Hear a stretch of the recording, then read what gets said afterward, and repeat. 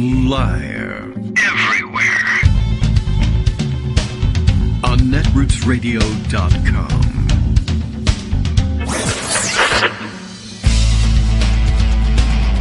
David Waldman. Kagro. In the morning. Now, here's David Waldman. Hey, good morning, everybody. How you doing? It is Monday. It is September. It is 20th of September. It is 2021. It is, I don't know. I think that's probably all. It's 9 o'clock in the morning on the East Coast anyway. So, good morning, everybody. How you doing? Time for another show. The clock says so. There's nothing we can do. The Parliamentarian says so. As a matter of fact, that's part of Bill's morning tweet. The Kagro in the Morning radio show is live now. Kagro X, me, hi, how are you? Has a terrific $1 million show lined up for you today. And, oops, the Parliamentarian says no. You'll just have to make do with a crappy $5 show. Sorry, nothing we can do. That's true. Brief reminder, since I guess that's going to be a topic of discussion for the day, the week, the year.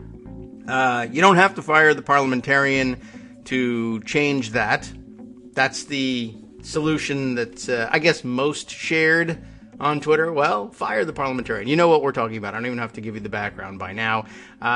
Let's see. The proposed reconciliation bill, which would include provisions on immigration. And I don't even, you know what? I'm not even certain I know offhand what the provisions are. It's just that it would deal with immigration.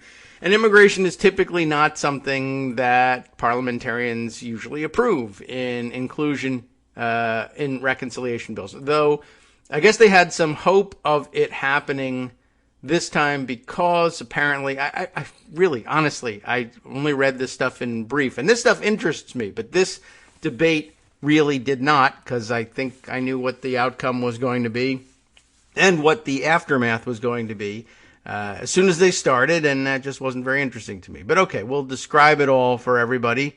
Because not everybody is up to speed on these things. Even when people actually are up to speed, they don't know what's going on necessarily. But yes, the hope was to include some provisions on immigration in order to, include them in a reconciliation bill. Ordinarily, not something with enough budgetary impact to be included under the Byrd rule, but there was some precedent for including provisions under reconciliation in the past, and I believe, if I skimmed the articles accurately enough, Republicans, in putting together one of their previous reconciliation bills, did, in fact, allow for some immigration provisions, back when they were interested in working on any immigration provisions. Ooh, I got a little closer to the mic on that one. Anyway, and they let it through. And so the argument to the Parliamentarian was, well, Republicans, you allowed, well, I don't know, it might even have been the same Parliamentarian. Entirely possible. The office allowed the previous reconciliation bill to carry some otherwise non-germane, non-budgetary items on immigration policy, so you should allow this one to do it. The explanation, as it turns out, just, I guess long story short it, was, well, I ordinarily wouldn't have let that through, but there was a bipartisan agreement ahead of time that was something that both parties wanted, and even though really the question of whether or not there's bipartisan agreement shouldn't impact the decision of the Parliamentarian's office as to whether or not it meets the Byrd rule strictures, basically, she said, we let it. Nobody objected. So it went through, which is, it's actually kind of a legit position to take. Nobody made an objection last time, so I didn't. And neither did you, and you decided you wanted it to go, so it went. And this time somebody's objecting, so I say to you the answer is no. And really, honestly, from the beginning, you should have known that. But also people know that in the past, when Republicans got a bad answer that they didn't like, and the objection was made, and the Parliamentarian said, I'm going to rule against you, they did chuck the Parliamentarian out. That's one route. The other is, if for whatever reason you don't want to fire the Parliamentarian, that does look bad. You can leave the Parliamentarian in place and then just say, but we don't like that ruling and we're going to overrule that ruling. That is an option that's available to you. It's, either way, the Parliamentarian doesn't get their way. But, if it makes you feel bad that she also loses her job, well, then don't have her lose her job. Just do what you want. But it's never that simple. Just doing what you want isn't really, it's certainly not a great way to set precedent for the future if you care about those things. We'll get to all of that. Greg is lining up his Raft O stories. There's lots happening today in this country. But in another country, two Canadians have already reminded me, it is election day in Canada. So, I don't know. Apologize to somebody on your way to the polls and then go vote. I mean, I encourage you to vote. That's no question. But it's election day in Canada. Most of you listening, there's nothing you can do about that. But you can support your fellow Canadians, or, well, not your fellow Canadians. You can support your neighbors who are Canadians and cheer for them. Should we bang pots and pans outside or something at the? I don't know. What's a good Canadian tradition that we can participate in? Have donuts and cheer for them heading out to the polls and exercising democracy. They're doing well with that up there, and there's lots of parties for them to choose from, and everyone loves parties. So there you go. All right. On the other front, just before we launch into the raft with Greg. Greg knows this. Greg alerted me to it over the weekend. I have permission to say so. This is not a HIPAA violation. Thoughts and prayers, if you have any of those, and I guess mine are on full strength now, or near full strength, for Justice Putnam, who has got the COVID. He and his mom, unfortunately, who is, as you may have guessed, older than he is. So it's a cause of some concern. He seems to be feeling better, but it fluctuates. That's the way COVID appears to work. Both were fully vaccinated, so they're breakthrough cases. And, well, we wish him the best. And I have dispatched some actual chicken soup to his house, so I hope that will work. That's supposed to be scheduled for delivery on Wednesday. Funny story about that. I'll tell you later, because Greg's here. Good morning, Greg. Greg's a doctor, and he knows all about the soup thing and how it works. How you doing? We're doing good. So why is it a concern that Justice's mom is older than he is? It's not a concern. That's the way it works. But the concern, of course, is with the COVID and people who are older than him. Yeah. You know, as a matter of fact, my pundit roundup title was COVID is still the main story. Well, it certainly is now, although I didn't tell it first. Now I feel bad about that. But, you know, I don't think he really wants everybody to be, like, fretting over him. But No, but, you know, it's important to know, and thank you for letting us know, and we all hope he feels better soon. Yeah. By the way, big news, breaking news this morning. New York Times is on it. Washington Post is on it.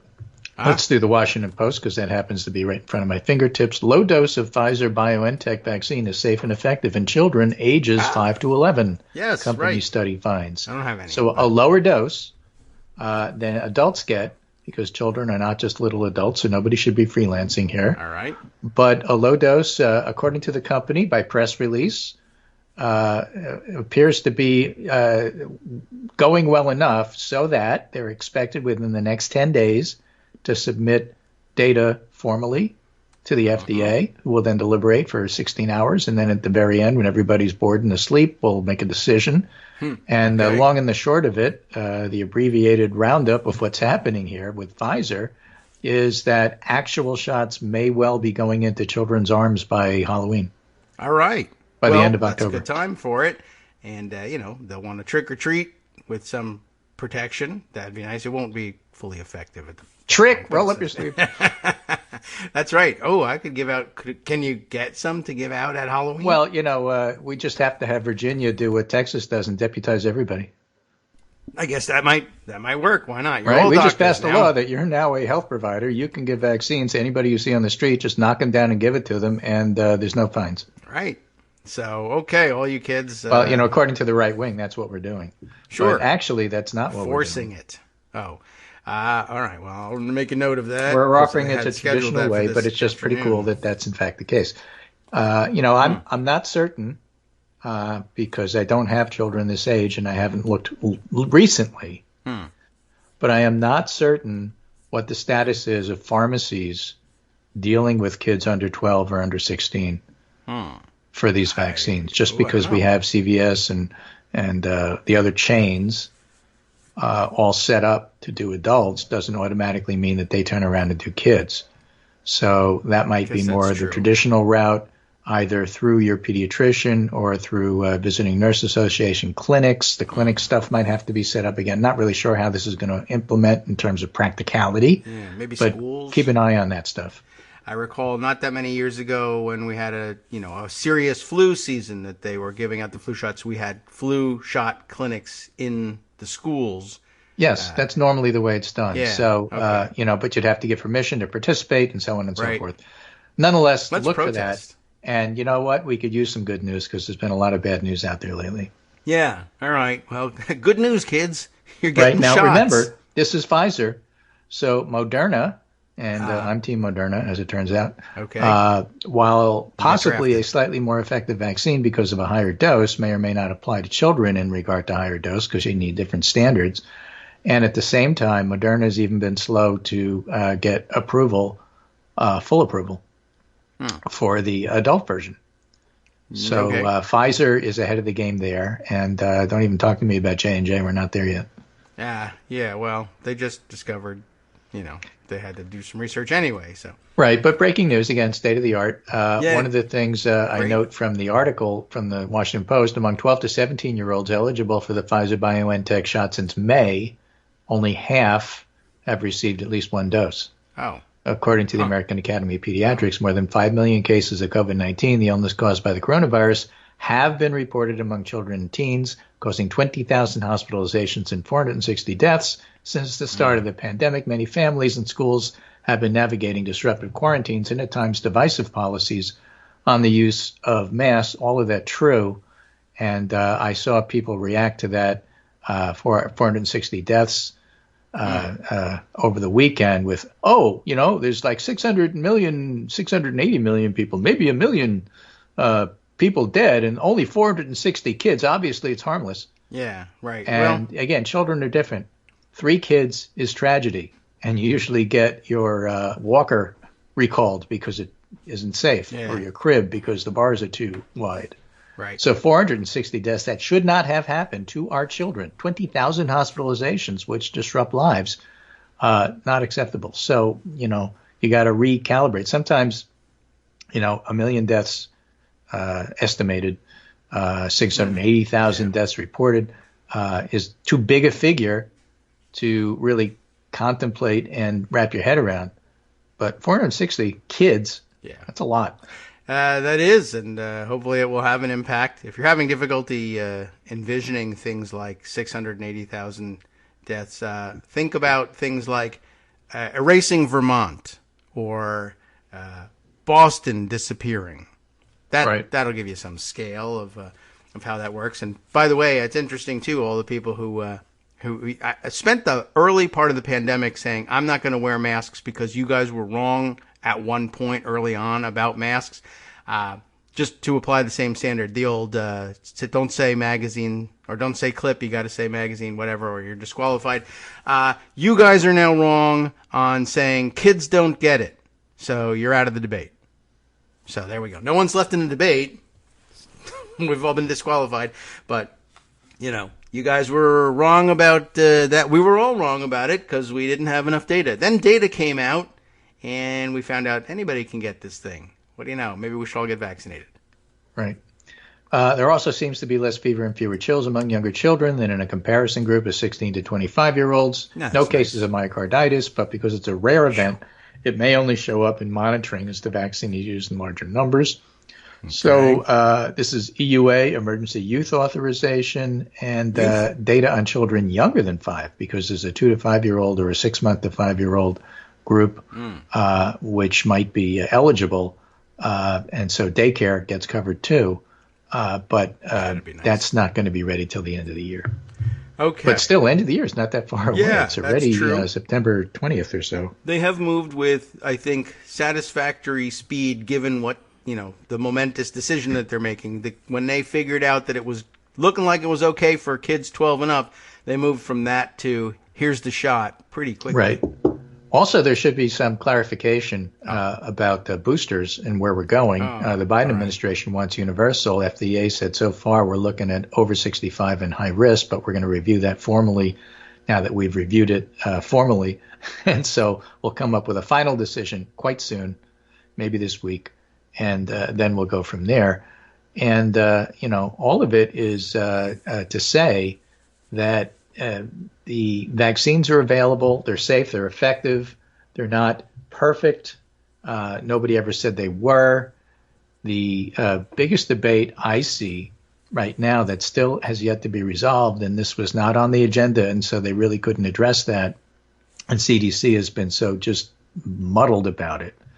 And we brought this up on the show before, and I think it's important for people to understand. The vaccines are great at keeping you out of the hospital. That's important. Over the weekend, we learned that Idaho is implementing not a universal do not resuscitate, but they've given guidelines to all the hospitals about what to do if and when you're full, which is kind of a bad state in terms of where you're at. It's good that it's not, we're not going to resuscitate anybody. We're not at that point yet, but it could get to that point if the hospitals get overwhelmed. And other states, especially down south, are still in pretty bad shape in regard to the medical systems. So while all of that's going on, the vaccines help to prevent hospitalization and death. And that seems pretty clear. What's less clear is how robust they are about preventing infection in the first place. If they don't prevent infection as well as they prevent hospitalization and death, it's still a big win. But when you talk about the vaccine, you have to be clear about what you think the benefits are. And that's important, especially when you talk about boosters. Are we doing boosters because the protection element of it is wearing off? That doesn't exactly seem to be the case in otherwise healthy people. And that's why the FDA panel in their preliminary discussions recommended that it's not a universal booster yet. Tony Fauci over the weekend said, well, it will be at some point. It's just a question of timing. And that may or may not be true, and that's one of the things the FDA has to look at. But if you're over 65, or if you're immunocompromised, or if your doctor says that you have a high-risk situation, and that may include healthcare workers on the front line who are constantly exposed, then you're eligible for the booster. Which one? Well, only Pfizer, because that's the only one that's gotten this far. Yes. And so if people are confused about what's going on, it's a bit of confusion, but not terribly so. And formal guidelines, in fact, will be coming on all of that. So, keep posted. It's a moving target. It's really nice for the pundits to sit back and say, well, it would be a lot simpler if you just said everybody could get it. That's what the politicians want. And in fact, if you're having a debate between, well, here's what exactly the data says to what we can and cannot do on the one hand, and the messaging political consultants on the other saying, just make it simple, give it to everybody on the other hand, welcome to your typical White House task force. Yep. Because that's exactly the balance that they're trying to figure out. Simple is good, but often the nuance is lost. And then you get, well, if you want your doctor, you can keep your doctor. Yes, but that was wrong in this one case, and we're going to make, propaganda about this for 6 months, which will work because you lied. So you can't be too simplistic so that you're actually not being accurate. And on the other hand, well, you got to be accurate with the facts, and you should be cautious about what you tell people, but that doesn't sell because it's too nuanced and people don't listen and they tune out.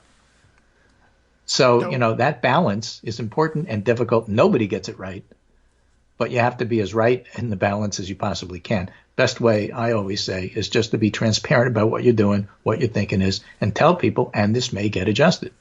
Okay. That seems wise. Every time Biden says anything about vaccines and boosters, he ought to add, this is based on what we know right now. Right. And adjustments are always available depending upon what we learn. Right. Did you miss the adjustments? Masks we adjusted. Kids getting it got adjusted. It's all getting adjusted. Right. But, there's nothing wrong with saying that. Here's where it's an evolving situation. And as we learn more, we can say with more certainty, this is the right way to go. So, I had that debate Saturday with some political consultant types on Twitter. This is too confusing. Just make it simple. No. If you make it too simple, you make it wrong. Yeah. Right. They come from different worlds, and this is basically what happens behind the scenes in like every medical malpractice lawsuit ever too. Like I want to present it this way because my concern is legalism and dealing with a jury. Well, I want to present it this way because my concern is medicine.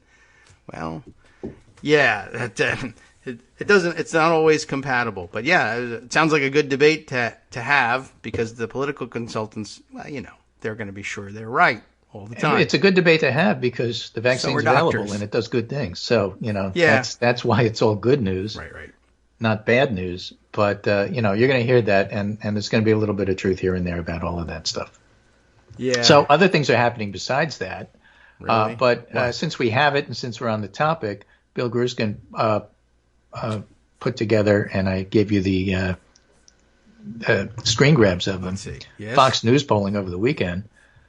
And here's some interesting numbers here. Believe wearing face masks have reduced the spread in coronavirus. Yes, 69. Nice. No, 28. I don't know what a 28 is, but yeah, okay. Oh, but here's another number. Coronavirus vaccine, safe and effective. Yes, 65. No, 29. All right.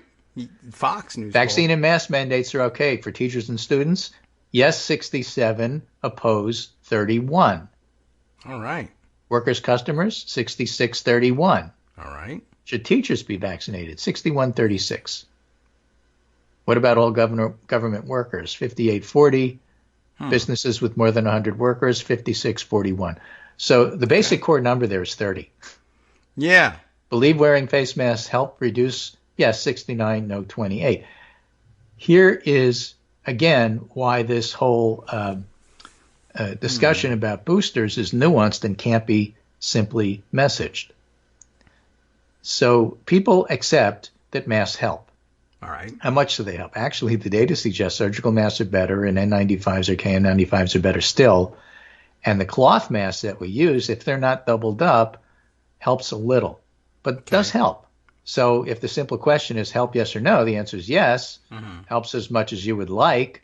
Prevents? No. Vaccines are way, way better. Yeah. So there are people that oppose mask mandates because they don't think the masks work. They're wrong. That's right. There are people that oppose the mask mandates because they don't think it helps and it discourages vaccination, which I don't know if it's true, but I understand where that's coming from. Yeah. All right. And, so you have to keep that in mind. And at the same time, there's a whole group of people that haven't been adjudicated, just like J&J hasn't been adjudicated yet. There's a whole group of people that haven't fully been adjudicated, and that's the millions of people who have already gotten COVID. Yes. Maybe with the original or the alpha or the beta or the gamma. Right. The people who like to say, I have natural immunity. Yes, I've got all the Greek letters.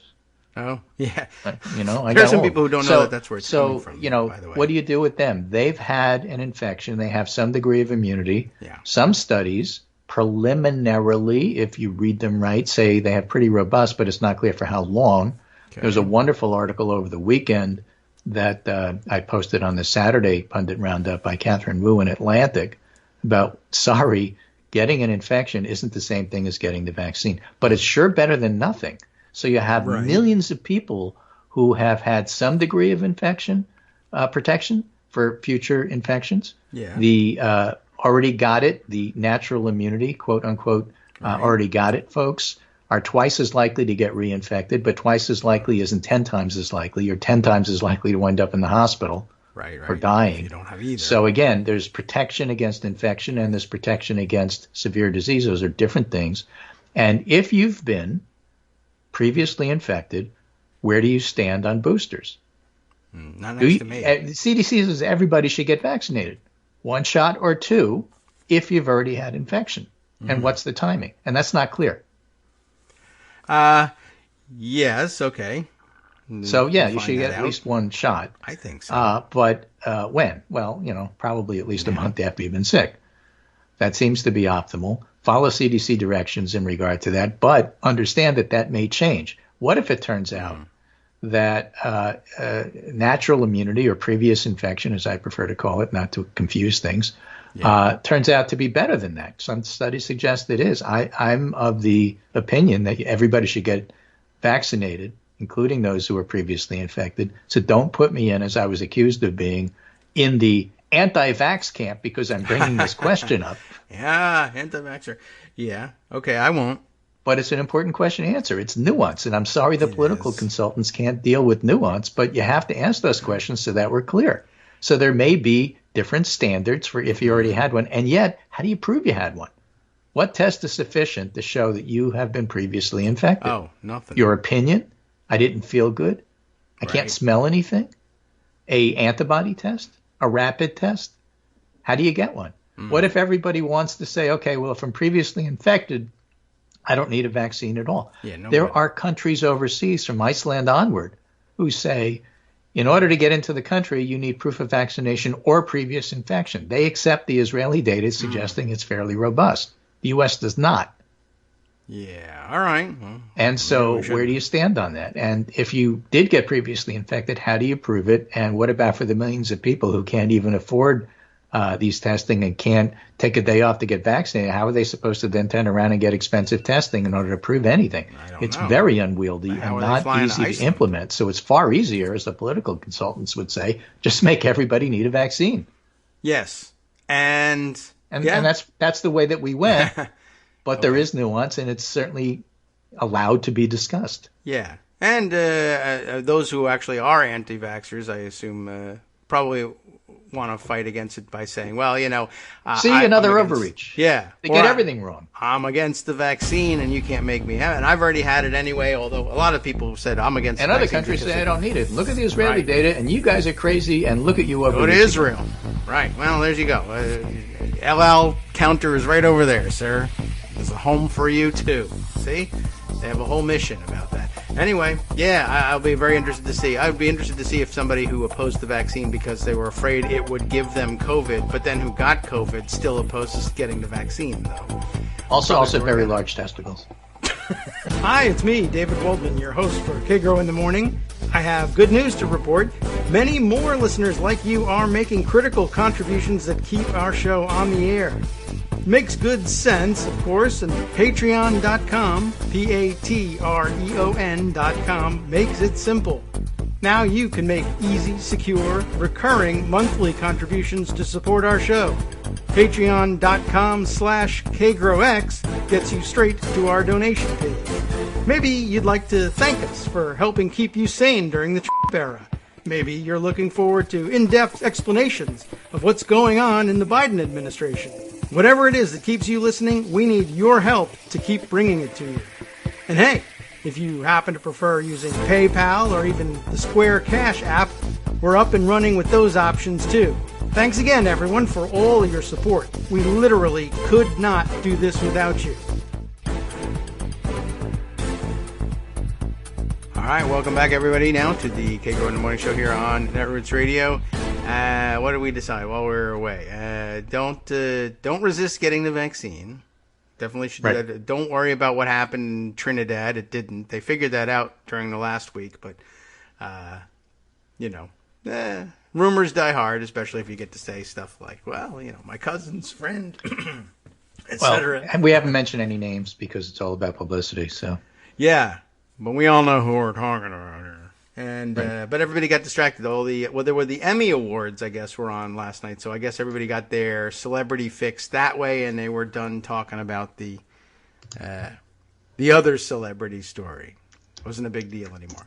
But okay, so we're up to date on vaccine. I have mentioned on the outset, remember it's election day in Canada, everybody. So at the outset of the show, I had said, the Parliamentarian very much in the news, but having discussed it during the break, it was never really of very much interest to me, believe it or not, although I love trying to follow what's going on with the Parliamentarian.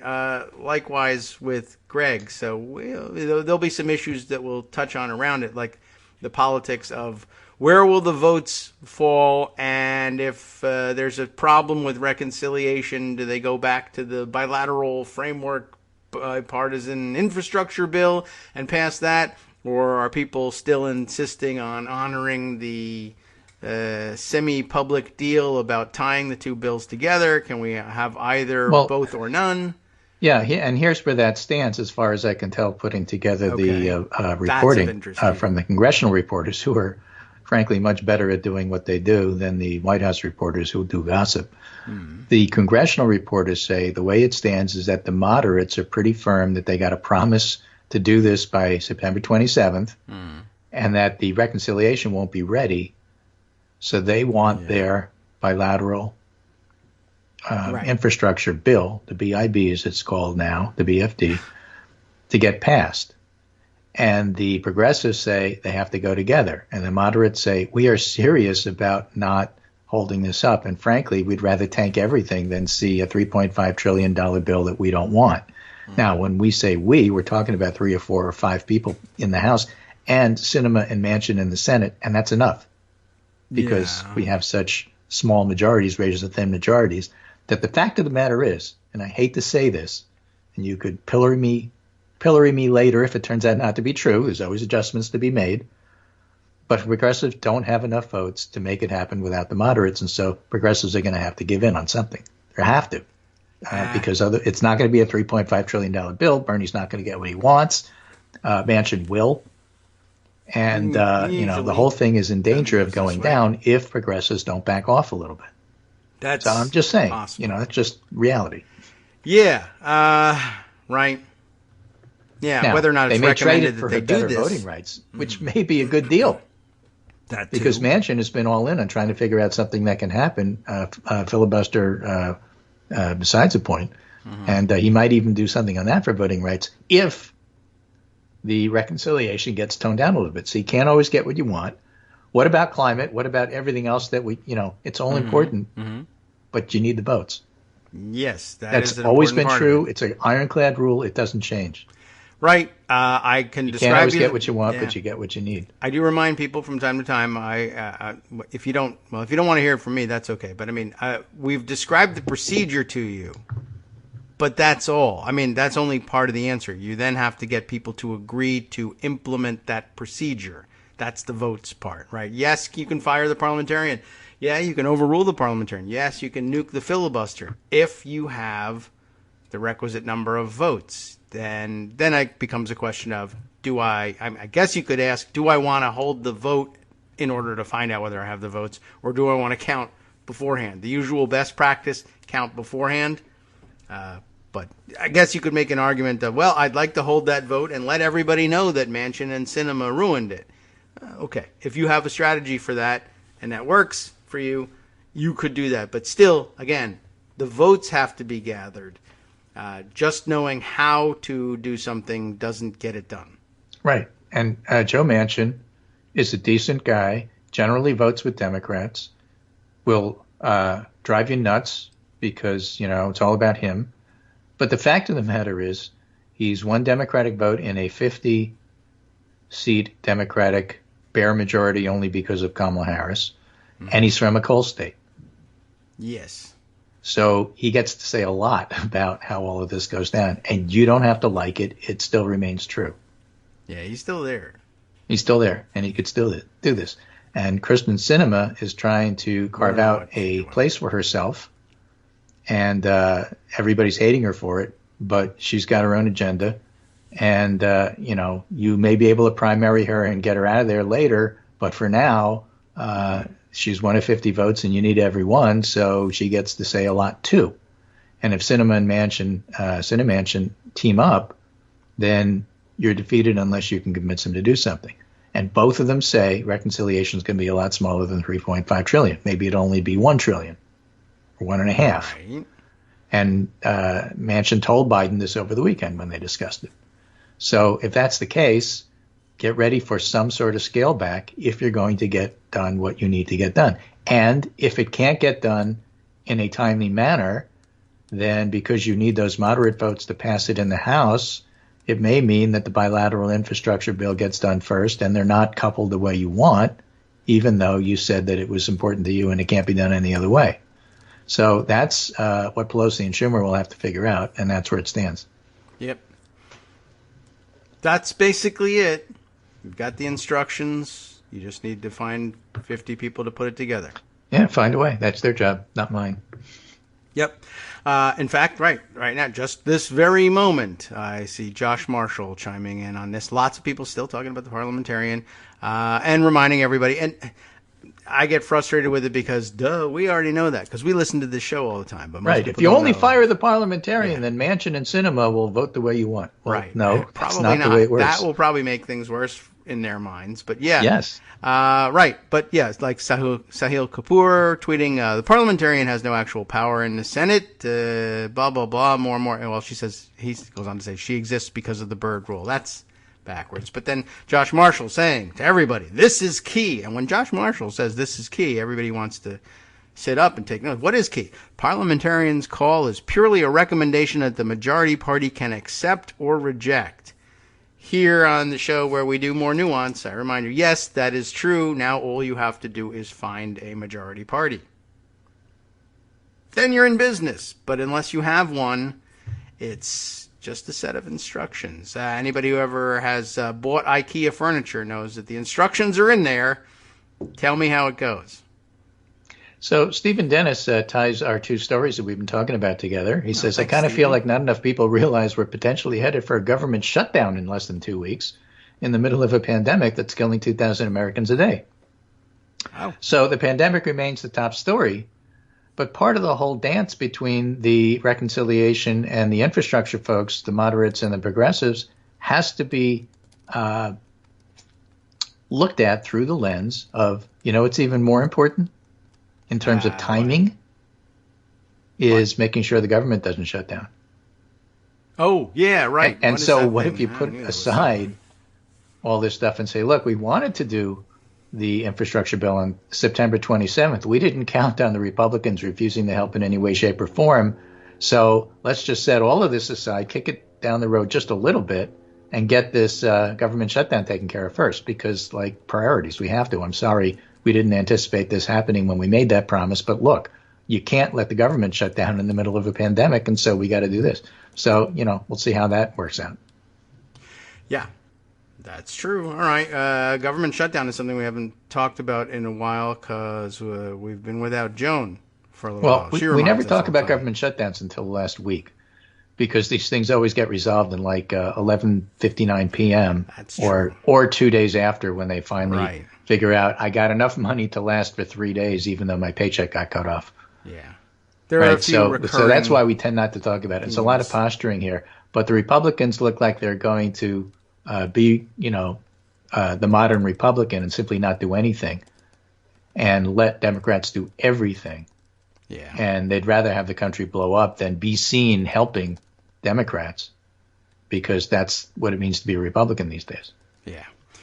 And that's not an exaggeration. Right. In any way. That's what it means to be a Republican these days. I don't know anything about what you're proposing, but they like it, so I'm against it. That's, pretty much it. As a matter of fact, I do have something socked away in pocket about that, but it's absolutely true that's the case, and that's what it means to be a Republican, right down to the point where they can no longer tell one thing, fact from fiction, or they're so paranoid. For instance, one of the big stories I prepared you for over the weekend came true because I prepared you for it correctly, that the big rally in Washington, D.C. in support of the so-called political prisoners still in detention over the January 6th insurrection didn't really materialize because people didn't show up for it because they're mostly kind of lazy. There's lots of real reasons why it happened that way, but one of them was their own paranoia. The paranoid conspiracy theorists came up with paranoid conspiracy theories about how this whole thing wasn't really being organized by them, but rather by the FBI in order to trick them. It was a honeypot trap. Right, in order to trick them into coming into D.C. and then getting arrested. So then they all believed that. Honey.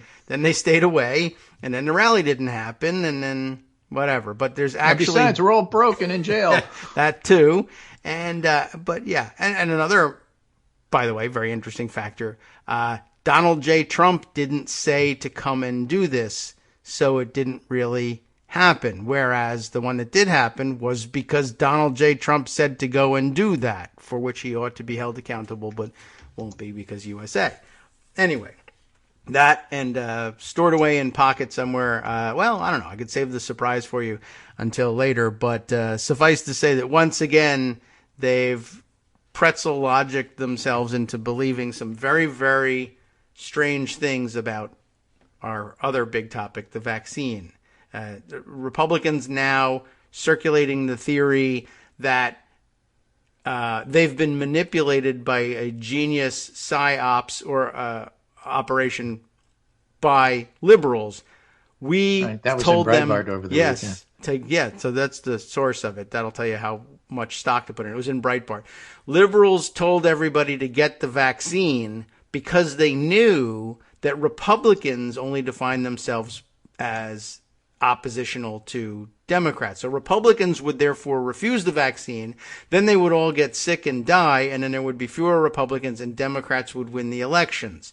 So go get the vaccine, to which we all, I guess, now say, that is correct, sir. You have caught us. Get that vaccine to own the libs. Which, I don't know, I assume they then say, now they're saying to get the vaccine. Own them by not getting it. But it depends at what point you enter the story. But they really are doing that. And that saves me the pain of having to read you a Breitbart article. So thank you. So I noted this one and included it in the pundit roundup. And this is Margaret Sullivan, the media columnist, writing in the Washington Post. For one Capitol reporter, January 6th was the final straw, but he had watched a crisis brew for years. Andrew Taylor began his journalism career in the late 80s, clipping newspaper articles for the politics reporters at Congressional Quarterly. This spring, we know about clipping articles. Yes, great right. People start out that way. Mm-hmm. This spring, more than 30 years later, he quit his longtime job as Capitol Hill reporter for the AP. Everybody knows who he is if you're a reporter. He's like one of the one or two people who you always follow, always gets it right, does hard work. Name isn't well known except for the professionals. They know exactly who he is. Yeah. He's the studio musician that everybody admires in the business, but you never heard of. He leaves daily journalism, disgusted by what Congress has become and traumatized by the January 6th riot, which he witnessed from inside the Capitol. He also leaves the profession doubtful that traditional objective-style journalism is up to the job of covering today's politics and government. I feel that way. Not as simple in cause effect. He's 59. He's a spouse who works full-time. He was thinking of wrapping things up anyway, but he's glad to be out, and not just for the unanticipated danger, but the political and social culture surrounding it. And I love the quote here. She interviewed him, and Taylor says to Margaret Sullivan, I've been covering the Hill for a long, long time, and the Hill right now is an unacceptably large extent. It's a cesspool. That is true. It's a real cesspool. It's bad. It's bad.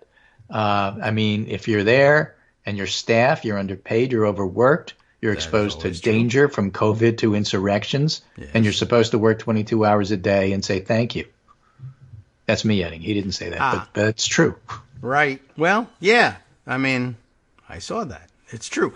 Lots of people want to work there and get that experience, so it's okay to underpay them. They just don't stay very long, and that's the best counter to the term limits thing, which everyone was worried about. The idea of if you limited the terms of the elected members, they'd become subject to their staff, unelected staff who knows what's going on. But if you combine both term limits and terrible pay and working conditions, then nobody knows what's going on, and a new crew of amateurs tries every day. Yeah, Madison Quathorn. Congratulations. Right. Is that what you wanted? Yeah, isn't that awesome? By the way, that was another thing. Yeah, Marjorie Trader Green. The big clip over the weekend was her on Steve Bannon's podcast. Did you see that video clip? With the giant gun that hit her in the face? Oh, no. But that was another good one. But she went on his podcast. I don't know, they were in a studio together or what. But anyway, the cameras captured her saying, in her weird accent, I have been the most effective member of Congress in this, I don't know whether she said this year, this Congress ever, or something or other. And Bannon does one of those turn your head and stare directly into the camera takes, like, audience, are you with me on this? So even Steve Bannon knows it, but it may have been accidental, but it was a good joke. Yeah. Right. The other thing. So in the view of my colleague, getting back to Andrew Taylor, because Right. I'd rather Sorry. talk about Yeah, him please. than MTG. In the view of my colleague Donna Cassida, the Washington Post politics breaking news editor, only 2 reporters over the last 25 years knew the appropriations process as well as Hill staff. One of them was David Rogers, who used to work at the Wall Street Journal and now is with Politico. The other was Andy Taylor, Yes. who was at Congressional Quarterly and at the AP. Right. And Duran Duran. Right. I don't know if you know The that. place was beginning to change long before January 6th. I was there when the wheels came off during the Obama era when the Tea Party caucus of conservative House members seized influence.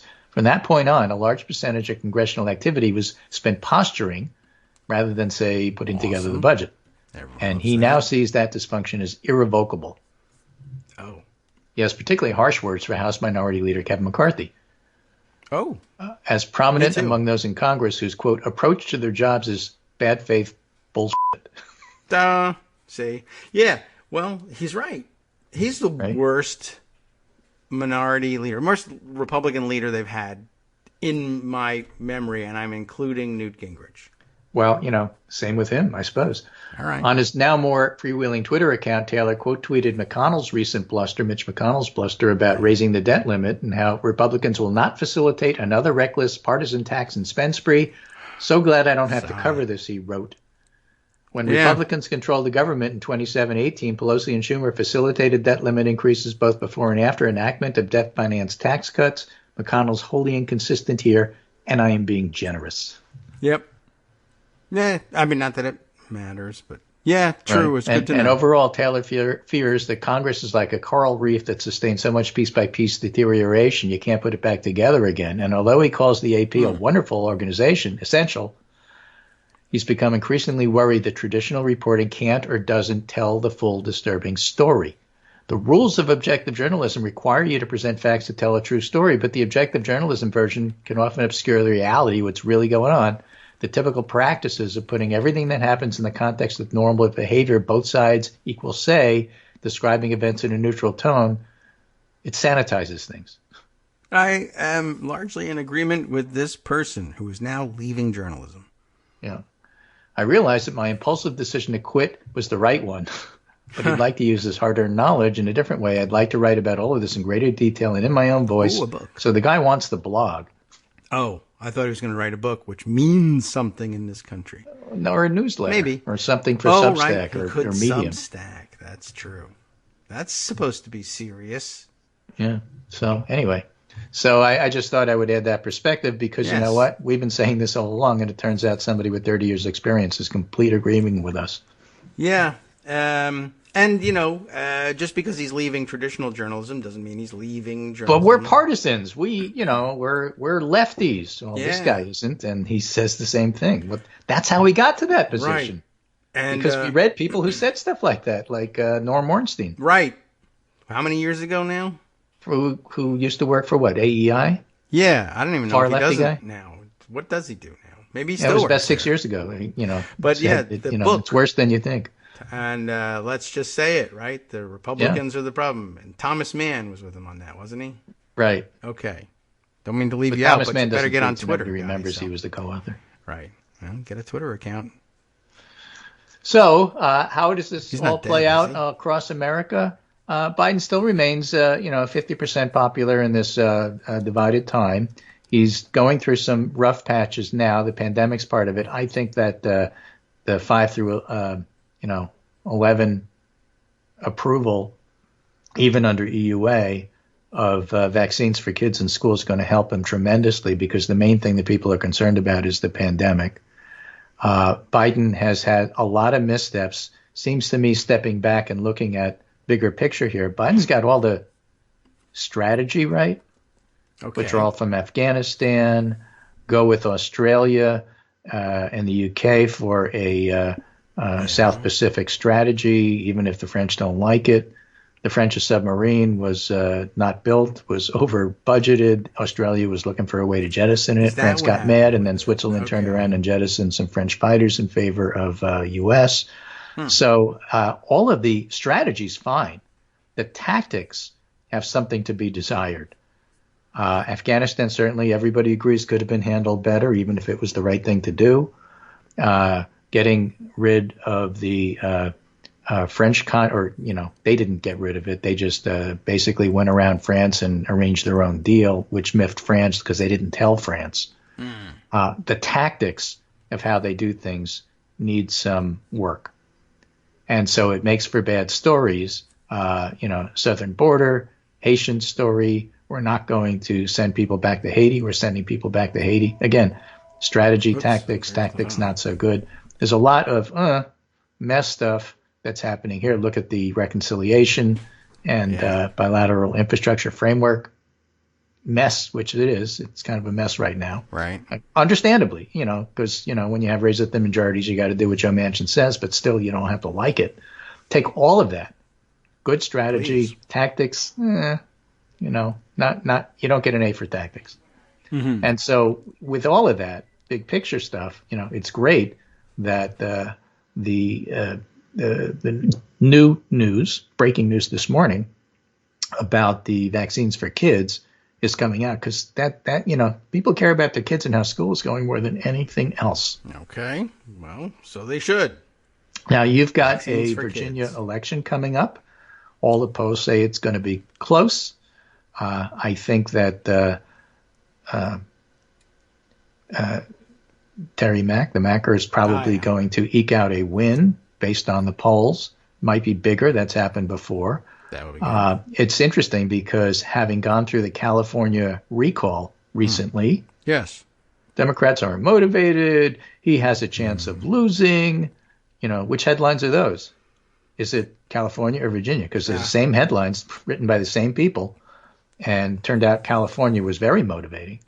And so we'll see about Virginia. People seem to forget that Democrats tend to get motivated late.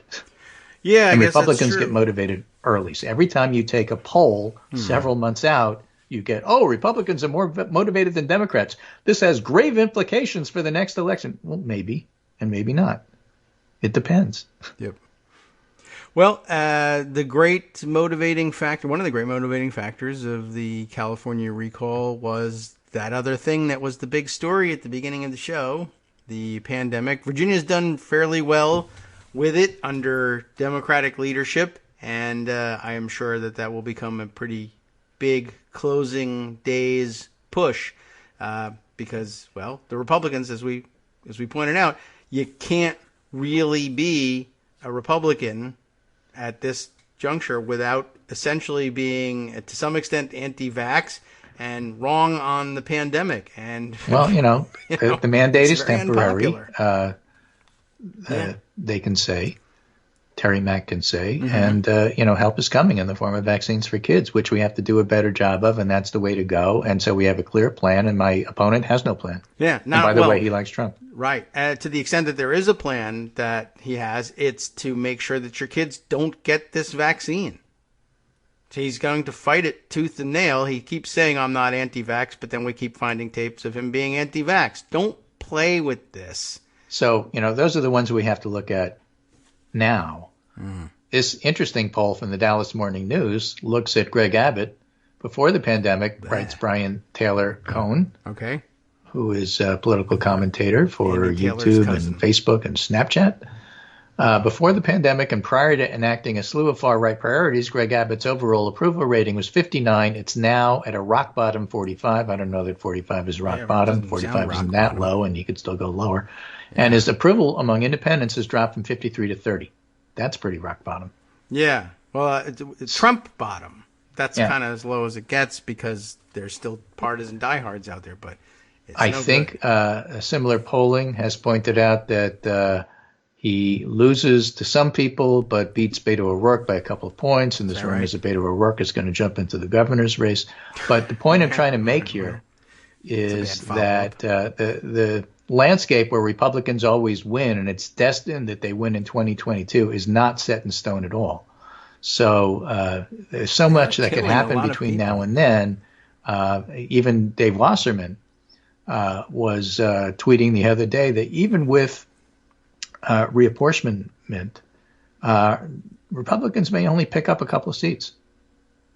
Now, with a 3-vote majority, they only need a couple of seats. Right. But that's not enough to ensure victory. They have history on their side, but they don't have the census on their side the way they thought they were going to. Good. The census counts more than history. Yeah, well, census doesn't vote any more than yard signs do. But the fact of the matter is that, this is going to be a competitive race. The generic ballot only has the Democrats up by a couple of points. That's happened before, but it changes.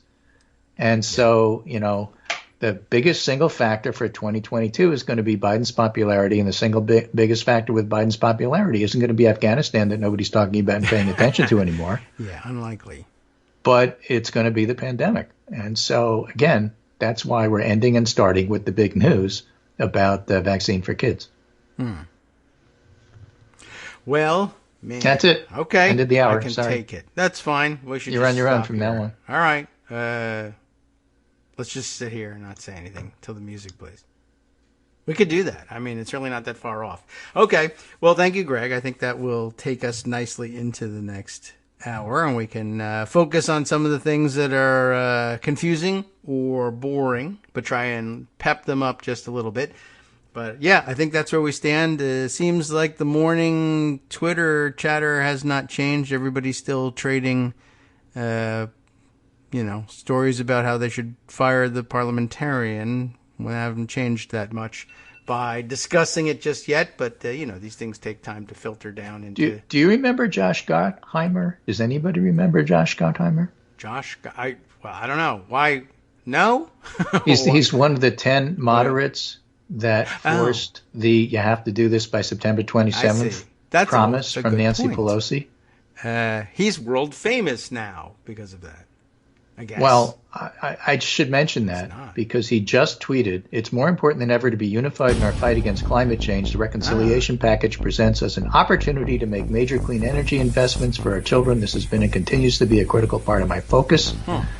So if you want public, Democrats are at it again, Dems in disarray, you won't find it here. Not his fault if it happens, I guess, except for having set the whole thing off. But interesting. I'm glad to hear that he's on that side, and hopefully it's more than just cover your ass stuff. Good find. Well, Nancy Pelosi is good at what she does, so we'll see what happens. Take care, and I will talk to you on Wednesday. Excellent. Okay. Thanks very much. Perfect. Interesting stuff. Yeah. I'm going to fire that parliamentarian. You just want the job. Come on. Yeah, right. Because I know I will immediately lobby to fire the parliamentarian if I got that job. That's right. the great Twitter account. Fire the parliamentarian. I will be fired. At parliamentarian. Take care. Thanks. You too. See ya.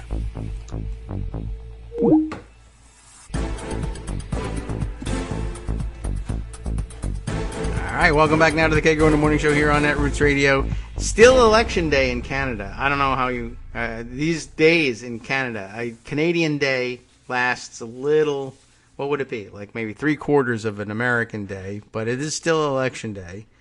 I guess it's one of my very few Canadian jokes. I have none. Then there's the Eastern Orthodox thing. Oh yes, right. I meant to discuss with Greg the fact that as it turns out. Talk Like a Pirate Day fell on Sunday this year, so we didn't even get a chance to do that. Unless, of course, you celebrate Eastern Orthodox Talk Like a Pirate Day, Talk Like a Corsair Day, I guess. And we don't here on the show. But we did get that opportunity in the Morning Post to make note of that. It should be one of those holidays. They should do it like, the X Monday in September rather than a single date, because then it does fall on Sunday, although some people probably enjoyed it because they feel wrong or funny about talking like a pirate at work, which is a very appropriate place to talk like a pirate. Most professions are piracy in one way or another, but they might have done it at home. But I feel like it gets more attention if it happens during the work week. All right, let's see. As I said, people still continuing to talk about firing the parliamentarian, even though that's not absolutely necessary to do. You can simply overrule the parliamentarian. She's not a bad parliamentarian. She's interpreting the rules, for the most part, pretty correctly. But, yeah, you don't have to listen to her anymore if you don't want to. But the problem is that there aren't 50 votes to get around it. And firing the parliamentarian, I said it might make things worse. I guess the only thing that would really make worse is if you fired the parliamentarian, that gives people like Manchin and Sinema and maybe some other senators the opportunity to say, I don't like this whole fire the parliamentarian idea. She's just doing her job. It didn't have to happen in order for us to get our way. But now I'm angry that they fired the parliamentarian, and it makes me look like I'm changing the rules as I go along, which I am, but I don't want people to see that. I want, the reason a parliamentarian's ruling is important is that for the most part, most electeds, at least on the Democratic side, generally speaking, and really it's true mostly for the Republicans, if they had their way, they would rather be able to vote the way they want and get the things they want without having the additional annoying headline of, well, they also fired the parliamentarian, because it makes you look like a cheater, like you're breaking the rules in order to get what you want, and people don't want to look that way. And if you force them to look that way by firing the parliamentarian, they might get upset about that. And if you just want to override the parliamentarian, that also is breaking the rules, sort of, but it looks less bad, but not less enough to convince people like, Joe Manchin, or in the old days, Joe Lieberman, to go along with you. So anyway, so I don't think there's a great deal of benefit in firing the parliamentarian, unless, of course, you wanted to just, there's somebody else out there that you think deserves the job and it would really make you happy to see them parliamentarian. And if you're thinking me, then I am for firing the parliamentarian, or will be shortly after I got the job. Now, I'm in no position whatsoever, realistically, just in case you were wondering, to get a job like that. I've nowhere near the experience that the people in the parliamentarian's office have. It's a very niche thing. They get their parliamentarians from the same place. Their assistant parliamentarians just are basically the only applicant pool to draw from. Could we steal a Canadian parliamentarian? That's a possibility. They do have one. I'm pretty sure they have to have one. Anyway, how about for spite? Mighty OCD asks, to fire the parliamentarian out of spite? Yeah, you could. If that were a big morale booster, then go ahead and do it. When the Republicans fired the parliamentarian, I think that was the idea, because they basically replaced that parliamentarian with that parliamentarian's favorite assistant. And, although they gave them the ruling they want, they knew that ahead of time, too. That was something else. As they said, we know that there is a difference of opinion in the parliamentarian's office, and we know who's got which opinion, and we can fire one and get the other one. But then all you really got was a ruling that says, now you don't have to have a vote on overturning our decision, but you still need to, put together a majority in favor of your policy. Anyway, that's basically all it comes down to. And so right, there's Monica asking, can't you just not follow what the parliamentarian recommends without firing him? Yes, absolutely. Yeah, that's it, right? Parliamentarian says, and they did it when they exercised the nuclear option, for instance. And I think probably even the same way when the Republicans answered back with their own nuclear option, eliminating the need for 60 votes for cloture on Supreme Court nominations. The parliamentarian said, look, the book says pretty clearly that you need 60. And they said, we're just not going to do that. No firing necessary. The parliamentarian wasn't fired when they eliminated the filibuster for executive and most judicial nominations in 2013. Parliamentarian wasn't fired when Republicans eliminated the 60 votes for cloture on the Supreme Court. So yes, you can blow right by it. I don't know why people are focusing on it. I guess, maybe that's it. As you pointed out here, it might be about spite. People are angry, and the parliamentarian would stand in the way, and you should get fired for it. But you don't need to do that. And we're for jobs, after all. It really means nothing. Okay, what else can we talk about? All right, over in Pocket, I mentioned that, let's see. I mentioned that the crazy story over the weekend about, but you know what? I'm looking and I don't see it now. Maybe it never made it to Pocket, but just as well because, like I said, it was from Breitbart. Oh, no, it is here. It's just under a different headline than I thought because there was a crazier angle to the whole story. I might as well read it, even though I said that our brief discussion of it permitted me to bypass it because, I didn't really want to give Breitbart any airtime. But this is actually kind of funny how kooky it gets. So I might read it after all. John Nolte, who is a writer at Breitbart, whose name I recognize, but not just because Nick Nolte, there's no relation as far as I am aware, but maybe. Anyway, Breitbart, bunch of crazy people. But here's the thing. I guess it's like a opinion piece because it starts out with the headline, Nolte, and then this is something that Nolte says. But the whole column is something that Nolte says. So why not just get to that? Howard Stern, I didn't imagine I was going to be calling his name. Howard Stern proves Democrats want unvaccinated Trump voters dead, which is great because you could easily have blamed me for that. But Howard Stern is much more famous, so definitely his fault that Democrats want unvaccinated Trump voters dead. Because I'm not terribly upset by that either. I can't say that I want that to happen. Although, well, I don't agree that I want unvaccinated Trump voters dead. I need to know a little more about them before I say, I want that one dead. And it's not a whole lot that I need to know. But not necessarily every Republican or unvaccinated Trump voter must die, right? See how generous I am? This really, honest to God, But Howard Stern, he's a closed-minded bigot. Anyway, I'm glad he's around so that it can be his fault instead. So John Nolte, who's never heard of me, and why would he? Instead knows who Howard Stern is. Blame him. Fantastic. He's also got millions of dollars, so easy play for him. He doesn't care. Do you know why I think Howard Stern is going full monster with his mockery of three fellow human beings?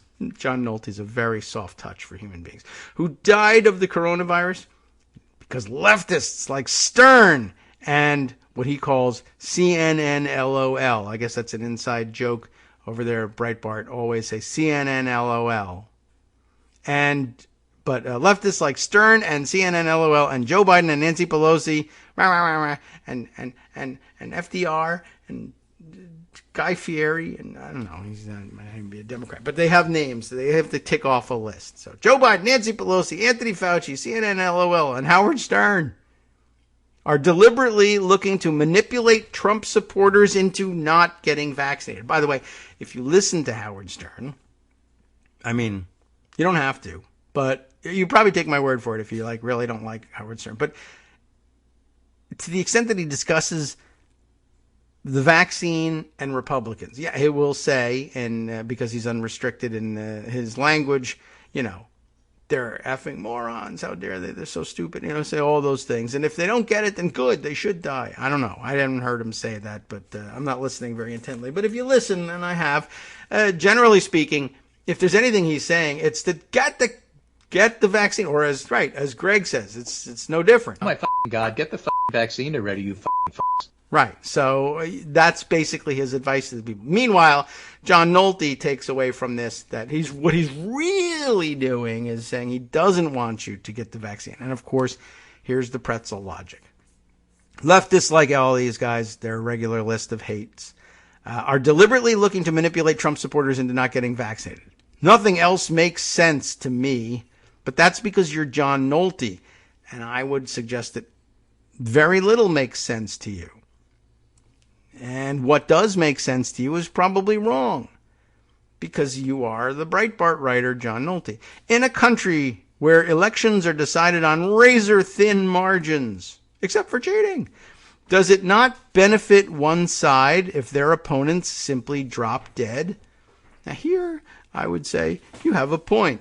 It would, in fact, benefit one side if their opponents simply dropped dead, and might even be a great thing. Of course, I should point out, by the way, a large part of the reason why they say, maybe it's not such a bad thing if the other side drops dead, is because the people that you want to drop dead have been spending the last couple of years saying we should actively murder the other side. Not drop dead, but we should get guns and vote from the rooftops, as they say. And if not the ballot box, then the ammo box. And so, do you want that kind of person to drop dead? Yeah, I'd like them out of the way, at the very least. Less of a threat to me if they drop dead. Yes. Okay, so I have notes from production staff who's much closer, does a lot more monitoring of what Howard Stern has to say. The summation being, he says they should be denied hospital access for getting treated for COVID. And if they die, good. And a lot of people are saying that. That's not by any means exclusive to Howard Stern. We've discussed it on the show. It's been written about from many angles, none of which have any mention of Howard Stern, if that bothers you. But, a lot of people feel that way. And a lot of doctors, of course, have done a lot of pushing back, saying, yeah, but we don't do that. That's not the way it works. Well, we also don't fire parliamentarians, if I could be permitted to make that comparison. So, if you buy into it with one or the other, you should be able to translate it. It's something that's not done. And ultimately, you don't really want your doctors doing that. Just like you don't want pharmacists deciding whether or not to give people birth control. And ultimately, you don't want parliamentarians just asking the boss what they want and ruling in that way. You want there to be some methodology to this. But anyway, yes, in a country where elections are decided on razor-thin margins, does it not benefit one side if the opponent simply dropped dead? Sure. If I wanted to use reverse psychology to convince people not to get a life-saving vaccination, I would do exactly what Stern and the left are doing. I would bully and taunt and mock and ridicule you for not getting vaccinated, knowing the human response would be, hey, F you. He uses the word here because Breitbart is for family values. Hey, F you. I'm never getting vaccinated. Right. I understand that, and how many times have we heard from Greg and others? Look, the best approach might not be to mock and ridicule and bully. Then people won't do it. The left has rife with good people who have said exactly that. Don't do that because it won't work. We need to reach out. And we mock some and bully them sometimes. But he heard Howard Stern say it, so that's the left for you. Howard Stern, senator from New York, right? Anyway, look, influential voices come from all over the place. But, yes, by the way, the human response apparently is, F you, I'm never getting vaccinated. Whereas many others thought the human response would be, this is ridiculous. I'll show them. I'm going to get the vaccine. They say I refuse because I'm an idiot, but I'm not an idiot. And I'll show that to them by getting the vaccine and living and voting against them. But that's not the conclusion you came to. So what am I supposed to tell you? Anyway, okay. I had another thought about this and I've forgotten it along the way, but let's continue on. And why is that a perfectly human response? Because no one ever wants to feel like they are being bullied or ridiculed or mocked or pushed into doing anything. And that's probably true. No one ever wants to feel that way. But the Trump t-shirt said, F your feelings, right? So the F your feelings crowd, they're having feelings now. And they're annoyed that we read their shirt and figured out that would probably annoy them right back if we said F your feelings. If we reversed, we turned the tables on them, that would probably make them pretty mad. And I guess it's working. And now they're committing suicide essentially over our insult to them. Which again, I don't know how bad I'm supposed to feel about this, but yeah, it's a perfectly human response. Another perfectly inhuman response, though, is the F your feelings route. But I wonder how they're doing. Do those people have COVID? I'm just sort of curious about that. Yep. Well, no one ever wants to feel like they're bullied or ridiculed or mocked or pushed into doing anything. That doesn't stop them from bullying, mocking, or pushing against liberals, trying to force them into doing things when it looks like they might get what they want. But, turnabout, as you know, not fair play when Republicans are involved, I guess. Well, who wants to cave to the... Well, let me see if I have to edit this on the fly. Who wants to cave to, I guess, there's a missing article in here. Who wants to cave to a piece of S like Howard Stern or Jimmy Kimmel or these repulsive doctors refusing to treat the unvaccinated or Bette Midler or that's what it says in parentheses. Who wants to feel like they're caving to a guy who's such a piece of S? You just used that. He publicly mocks people who have died. I mean, by the way, how are we cool on mocking people who have died if their big shtick in life was mocking people who have died? Because we had that too, right? The big pastor who mocked people who died from AIDS, who then died of COVID.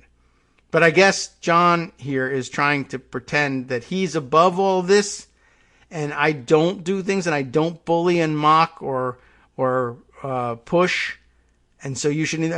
and then comes out and says, "Well, I'm going to write an article, and this person is a piece of S, and F this person, and that person's a piece of S, and yada yada yada."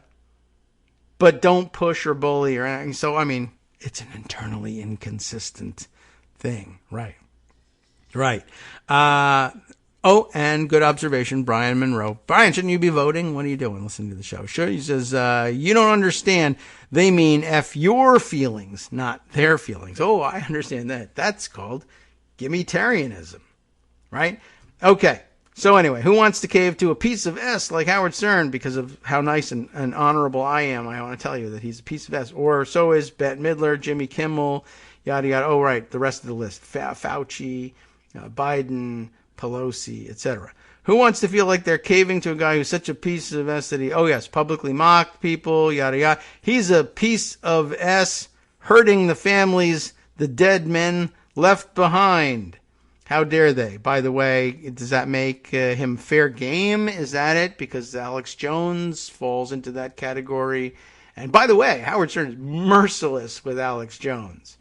Just to add that much I've heard.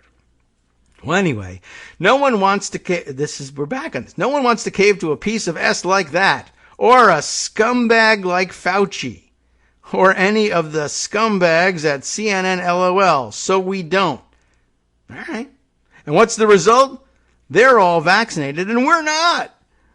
And when you look at the numbers, the only numbers that matter, which is who's dying, it's overwhelmingly the unvaccinated who are dying. And they have just manipulated millions of their political enemies into the unvaccinated camp. Well, we've been found out.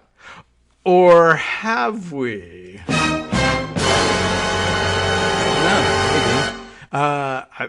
What if this is a double, triple, reverse cross here, and I'm agreeing with John so that you'll say a liberal thinks that, and I can't think that anything but the opposite, and so therefore I'm going to stay unvaccinated. Huh?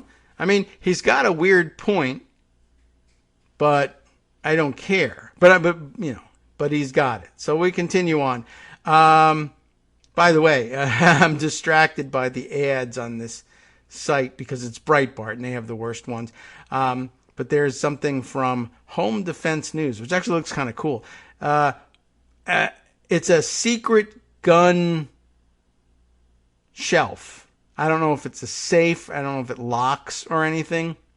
But basically it's a wall-mounted, floating shelf unit, right? You put little knickknacks on it, and it looks like nice wood-carved thing there. And you would never know that there were guns in it, except for the fact that it's owned by a person who reads Breitbart, and there's guns in everything that a Breitbart reader would have in their house. And you put a thing on top, there's like a remote control sort of looking thing, and if you place it on the top of the shelf, it triggers the mechanism whereby the bottom part of the shelf, it's a very wide shelf, it looks to be 8 inches deep there. And the bottom of the shelf folds down like a secret compartment, like Batman or something, right? It would have in a Wayne mansion. And it drops down, and here you can see the guns are secured inside. And so you can grab them and then go shoot it, if there's like, I guess, black people on your lawn or something. I would make a Breitbart owner do it. The caption to the piece was, for people who don't want to wait for the next 9/11 or wait for 9/11. Oh, but I guess it's 911. I thought it was like supposed to be an anti-terrorist message. Like if there's a 9/11 coming, you can go and get a pistol out of your shelf and shoot the airliner out of the sky. But I see. They mean they want to wait for 911 to come and shoot the black people who are on their lawn. They're going to do it themselves and run for Senate on that. Okay. Well, there you go. Anyway, I was distracted by that. Where was I? Oh, yes, right. The dumb Breitbart guy. According to the CDC, he goes on to say, and he's right about this, I think, right? It's linked, so he must be right. According to the CDC, 99.5% of those dying from it's Breitbart, from the China flu are unvaccinated. So even if they're lying or exaggerating, even if it's 75 or 80%, those numbers are pretty stark. I mean, they are pretty stark. We've been shouting them and saying, why won't you get the vaccine? Because look, 99.5% of the people getting COVID and dying from it are unvaccinated. There's no question but that every one of the liberal scumbags and pieces of ass who are saying anything at all about the vaccine are saying exactly this. He's now discovering that. And he asks, could it be? Could it possibly be that the left has manipulated huge swaths, which I think he misspells here, of Trump voters into believing they are owning the left by not taking the life-saving Trump vaccine? Look at the pretzel logic and all of that.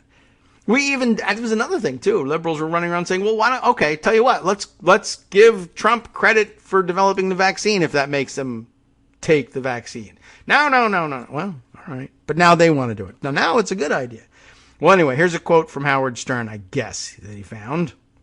I'm sorry. It says, here's Stern. But what it is a write-up from the Daily Mail. I guess the writer at the Daily Mail having listened to or possibly interviewed Howard Stern and has this excerpt. So here's not Stern, but here's the Daily Mail writing about Howard Stern. Longtime radio host and media personality Howard Stern, see, this is how he gives away. I'm sure that he didn't start off his quote by saying, longtime radio host and media personality, me, laughed as he mocked a string of right-wing radio hosts who died of COVID after publicly stating their opposition to forced vaccine and mask mandates. One more interruption. That's, by the way, what made it natural fodder for Howard Stern to discuss on the show, is that people in his industry, radio, were the ones dying. And, he's always had a great interest in what other people in the industry are doing, particularly if they ever spent their time criticizing him, but whatever. On Tuesday's edition of Sirius XM's The Howard Stern Show, the host took pleasure in mocking several late radio hosts with whom he disagreed as he made the case for a mandatory vaccination program. By the way, what a scumbag. How dare he do such a thing?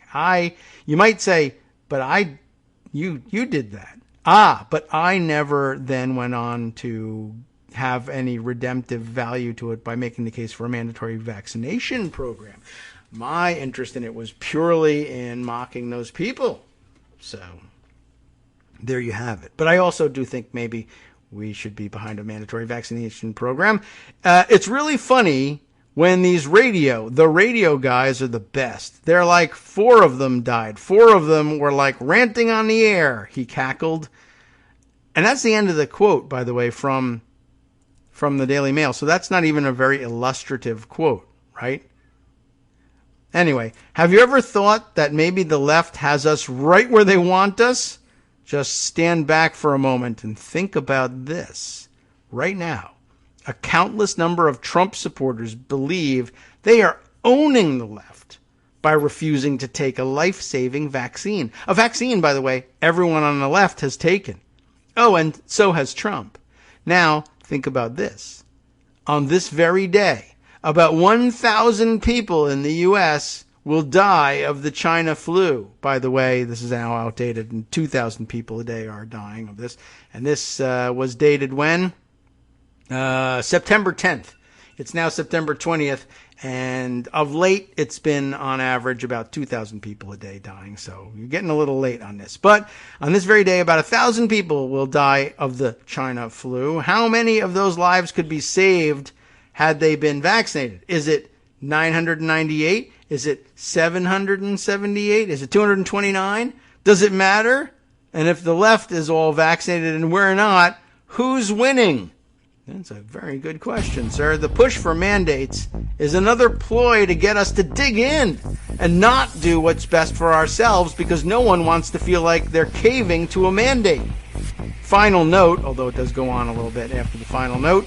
How many of you were aware the CDC believes that 99.5% of those dying are unvaccinated? I bet not many of you. So why would the metric that is the most convincing one not be all over the place?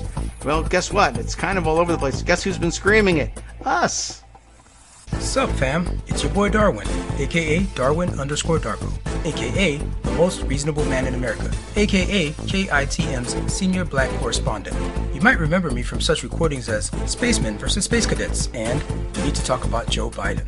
Today, I want to bring you good news about that thing you've been struggling with. Do you suffer from giving too much of a damn? Do you turn on the series of tubes and find yourself outraged at the particular way some news organization strung some sentences together only to realize, nope, this is not some fictional hellscape?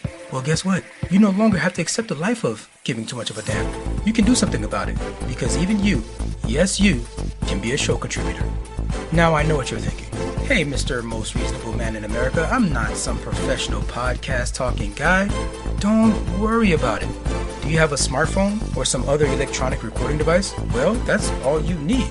You too can have a segment where you can read us an important article and give us your take.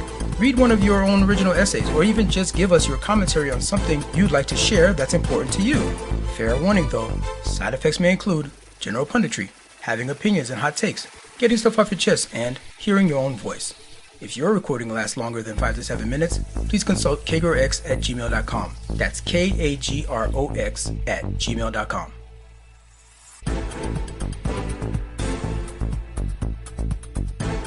All right, welcome back now to the Kagro in the Morning Show here on Netroots Radio. Do you want to know? I mean, it could be that there's only a little bit left to this Breitbart article, but they can put a lot of crazy into a little bit, so maybe we read it. And by the way, this is also an interesting illustration of the weird information bubble that you can get into, right? And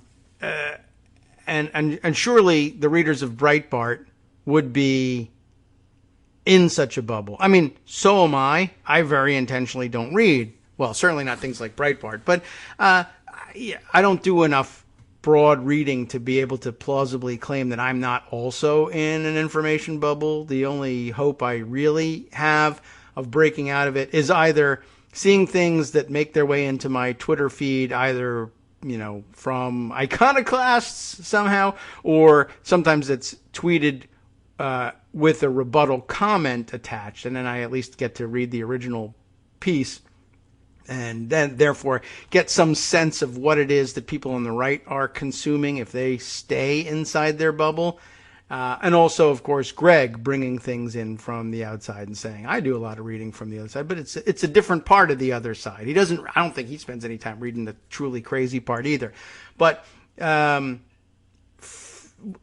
guess it's their own doing here, right? I mean, I'm watching the Breitbart guys say, how many of you were aware that the CDC believes that 99.5% of those dying are unvaccinated? I bet not many of you.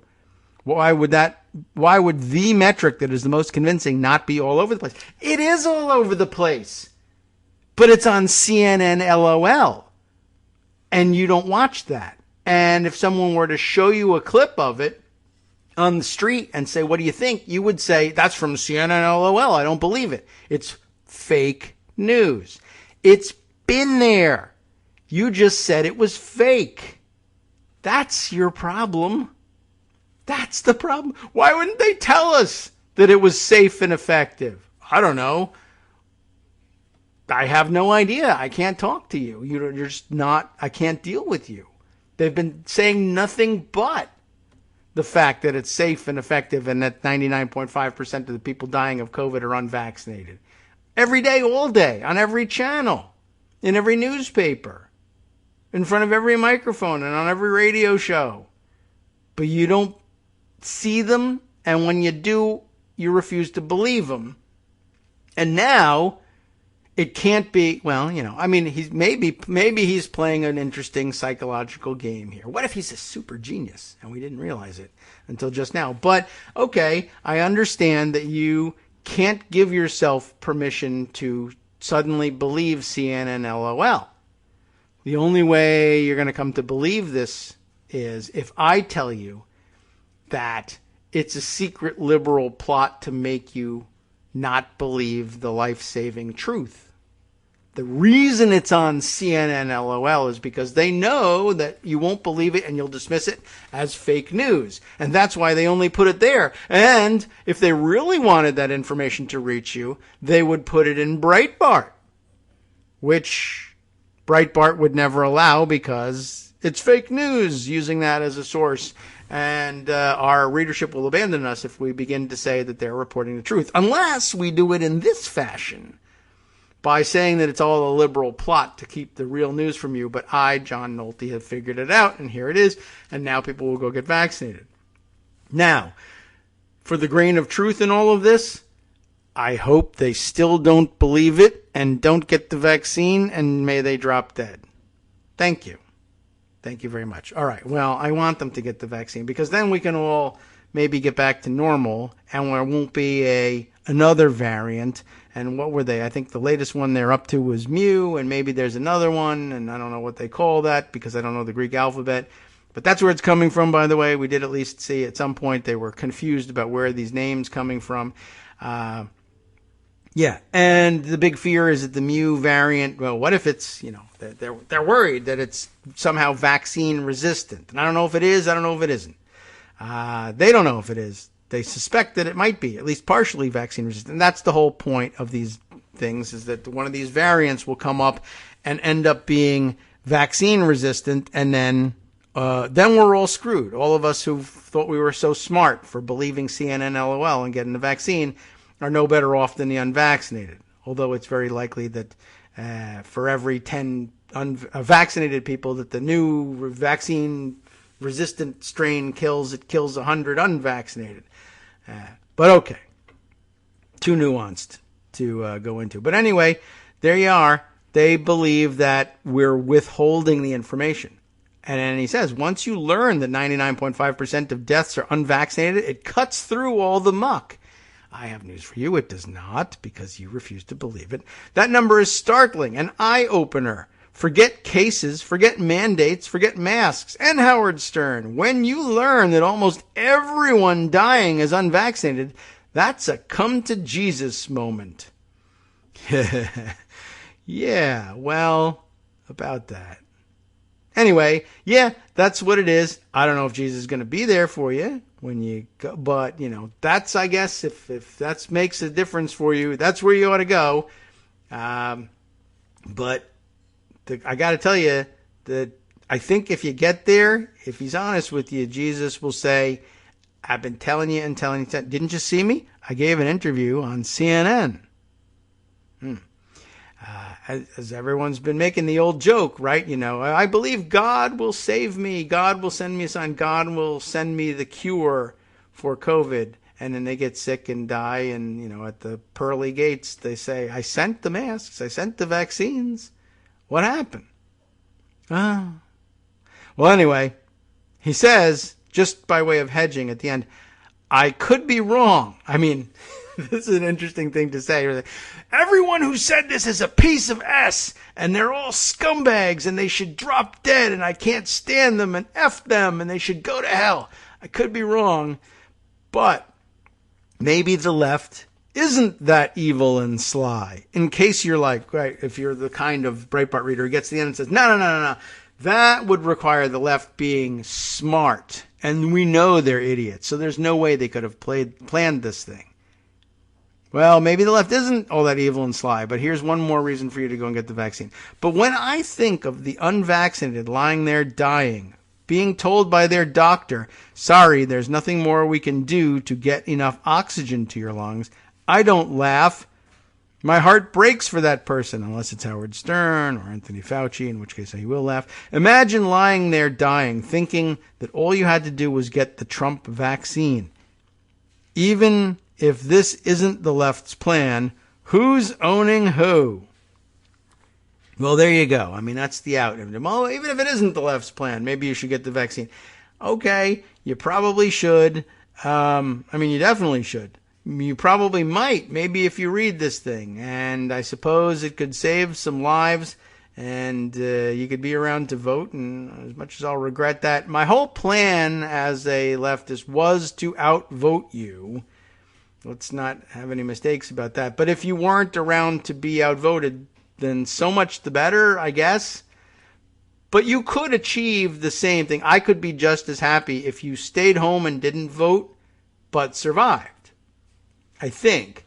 Unless, of course, you're a vote from the rooftops kind of person, in which case, I hope you die before you get up there on the rooftop, quite honestly. It's probably just on balance better. And I think that might even be like a kosher thought to have, right? Like, we don't pray for people's death, but there's always nuance, right? There's 49 reasons why we should be able to pray for somebody's death if they were on their way to the rooftop to commit a massacre. Especially if they were only going to shoot the people who were actually right in all of this. Well, then maybe it's okay. And what can you do? I mean, it's not, my prayers didn't kill him. God works in strange and mysterious ways. I didn't convince God to take this guy. If God decided that he had to go, he had to go. Certainly not my doing. Okay. Well, anyway, I thought that was really pretty amazing. Let's shift gears entirely, because I'm going to get struck by lightning if I don't, or possibly struck by the production crew. Please stop talking about this. But an update on a story that we love on this show, by which I mean I love, and I haven't heard otherwise from anybody else. Twister Cat sent this over the weekend.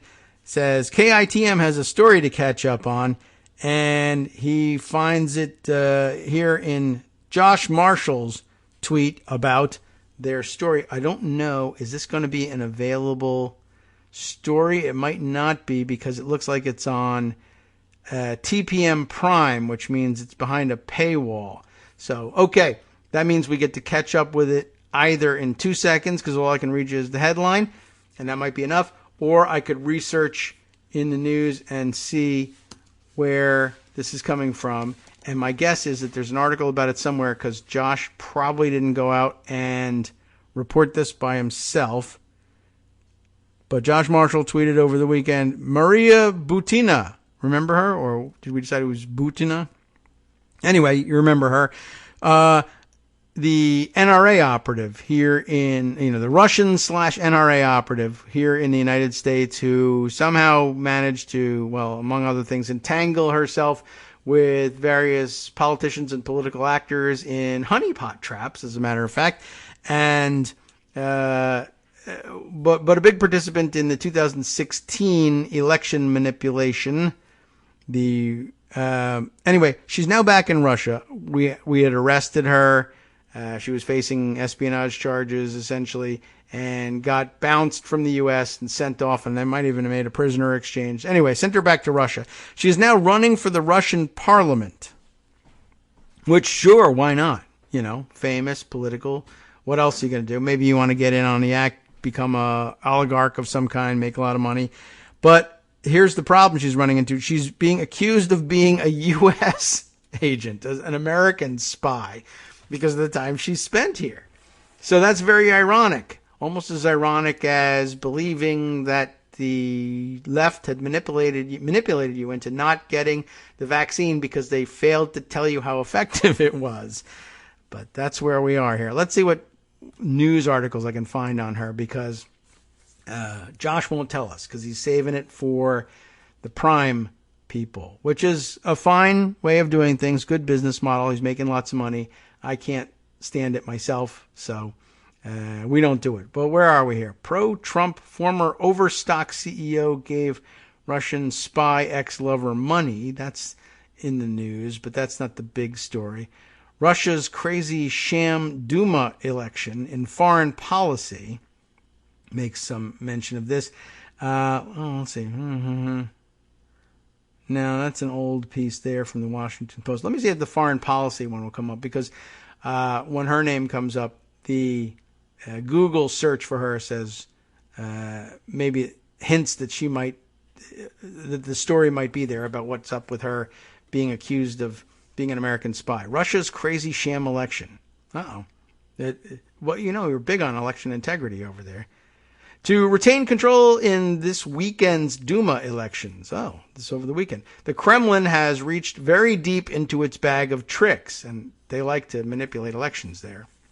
This is dated from the 16th. That's the end of last week.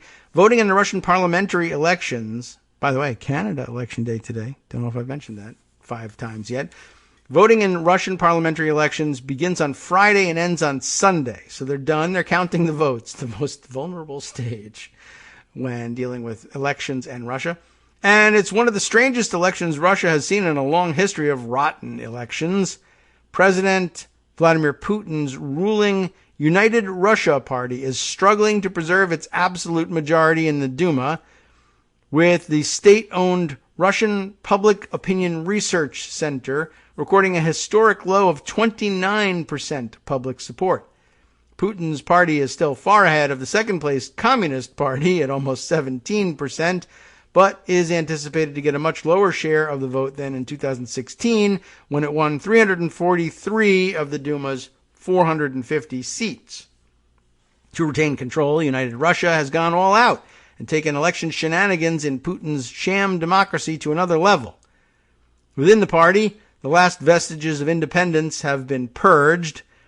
Oksana Pushkina, the lone progressive member who spent her last term in the Duma campaigning for women's rights and legislating against domestic violence, which made her a target of relentless harassment campaigns, isn't running. She has been replaced in her district by a nationalist, pro-Putin singer who, barring an upset, will gain Pushkina's seat. Pushing out professional legislators, United Russia has filled its ticket with assorted celebrities and pro-Kremlin activists, not unlike our Republican Party here, and Madison Cawthorn and Marjorie Taylor Greene and Lauren Boebert, etc., etc. Well, one of the assorted celebrities and pro-Kremlin activists is Maria Butina, who famously liaised, that's nice, with the U.S. National Rifle Association ahead of the 2016 U.S. presidential election, spent several months in a U.S. prison for failing to register as a foreign agent, and was deported back to Russia. Okay, no swap, just deported. United Russia's list also contains some political heavyweights, such as Defense Minister Sergei Shoigu, maybe? And Foreign Minister Sergei Lavrov. Oh, we all remember him. Neither is campaigning. Their presence on the ticket can be understood as an attempt to impart some of their personal popularity on the increasingly unloved ruling party. I don't know how well that'll do. To the mix of strangeness and shenanigans, add a creative new campaign to undermine support for United Russia. It's run by supporters of Alex Navalny, the widely popular opposition politician, after he was jailed in January and his anti-corruption foundation was declared an extremist organization. He and all his supporters were officially barred from running. So, called smart voting, this is no longer a story about Maria Butina, but at least they make some mention of her. You can see why she would be being, and I guess who would be accusing her of being a pro-U.S. spy. Clearly not Putin's people, though that would be a much more interesting twist if that were the case. How could such a thing be possible? I don't know. We just read a whole article about Republicans convincing themselves that they should take the vaccine because liberals don't want them to take the vaccine. So therefore, by the way, this is not an indication that they've recovered from their oppositional disorder, is it? Right. You should take the vaccine. Well, we won't then. All right. Well, then you shouldn't take the vaccine. Well, then we will. But I don't know. We'll see whether they do or not. But, you should admit that you have oppositional disorder. Well, I'm not going to do it. Okay. You should not admit that you have it. Then I do. We'll get there eventually. Anyway, right. Called Smart Voting, the campaign by Navalny's supporters is basically an internet-based tactical voting scheme. On a website or an app, a voter can enter his or her address and get the name of the non-United Russia candidate with the highest odds of winning in that district based on the most recent polling, no matter from which party, unless the whole thing is a lie, and they'll tell you. All right. Anyway, it caused significant contention with the liberal opposition crowd when the list was unveiled just days before the election, because 60% of the candidates recommended by Smart Voting were on the Communist Party ticket. Well, which is hard for us to believe, but I mean, remember, they just said a second ago that the second leading party in terms of, popularity was the Communist Party. So if it's going to give you the non-United Russia candidate most likely to win in your district, it's going to be a Communist Party ticket very often. That even dismayed some of Navalny's own supporters, who see the Communist Party's Soviet nostalgia and Stalinist sympathies as irredeemable. And surely Stalinist sympathies are irredeemable. Smart voting is a neat little wrench in the Putin system, but not as awesome a weapon against United Russia as its creators hoped. It had promising results in local elections in Tomsk and Novosibirsk, maybe, last year, giving a boost to opposition candidates. But in this weekend's Duma elections, it only covers single mandate constituencies, which comprise only half of the Duma's 450 seats. The rest are distributed via nationwide party lists, where United Russia is expected to dominate. The candidates supported by Smart Voting have a viable chance at winning a few dozen seats at most, mainly in Moscow. Nonetheless, the state's backlash against Smart Voting has been truly unprecedented. Don't vote smart, anybody. First, the project's user base was hacked, and voters who had entered their names received threats, spam, and fake voting recommendations. Then, police started knocking on some of the leaked voters' doors, ostensibly to ask them to file complaints against Navalny's team for the leak of its private data, but some saw it as a clear attempt at intimidation. See, you can't even tell.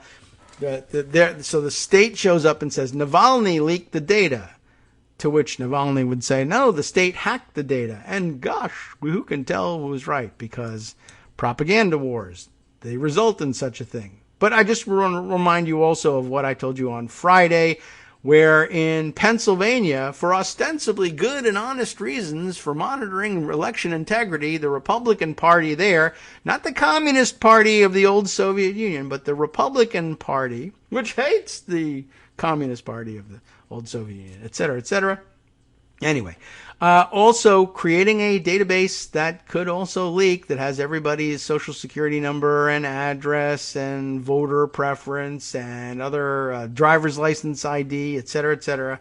And gosh, I hope there's no leaks of data, as there have been over here. Pennsylvania, if you're listening, right?